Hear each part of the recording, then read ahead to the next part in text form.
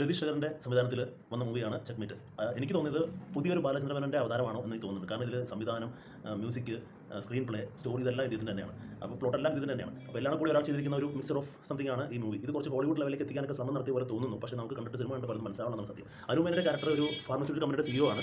ഈ CEO ഒരു പ്രശ്നത്തിൽ അകപ്പെടുന്നു. അതായത് ക്ലിനിക്കൽ ട്രയലിൽ കുറേ പേർ മരിച്ചു പോകുന്നു. അപ്പോൾ അത് എങ്ങനെ സോൾവ് ചെയ്യുന്നതാണ് സിനിമ കാണിക്കുന്നത്. കംപ്ലീറ്റ് ചിത്രീകരിച്ചിരിക്കുന്നത് ന്യൂയോർക്കിൽ വെച്ചിട്ടാണ്. അപ്പോൾ ഇവിടെ മലയാളം പറയുന്ന കുറേ ആൾക്കാർ ന്യൂയോർക്കിൽ എത്തിപ്പെടുന്നു. പിന്നെ അവിടുത്തെ ആർട്ടിസ്റ്റൊക്കെ ഉണ്ട്.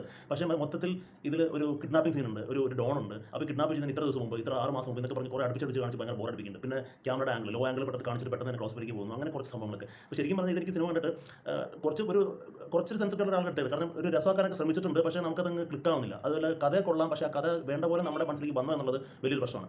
മൊത്തത്തിൽ ഇതെനിക്കൊരു നല്ല രസമായിട്ട് മൂവി തോന്നിയിട്ടില്ല. അതുപാടെ സിനിമയിൽ എല്ലാം കൂടി ഒരു അവല് വരുവാണ്. നമ്മളൊരു ഹോളിവുഡ് മൂവി നമ്മുടെ മോളിവുഡിൽ നിന്ന് എടുക്കാൻ ശ്രമിച്ചു. പക്ഷേ അതൊക്കെ ആവുകയും ചെയ്തില്ല. എന്നാൽ എന്തെങ്കിലും അതും ആയിട്ടില്ല. അത് ഹോളിവുഡ് ലെവലിലേക്ക് എത്തിയിട്ടില്ല. എന്നാൽ എന്തെങ്കിലും കണ്ടെന്ന ഒരു രസം ഉണ്ടാക്കാൻ പറ്റുമോ?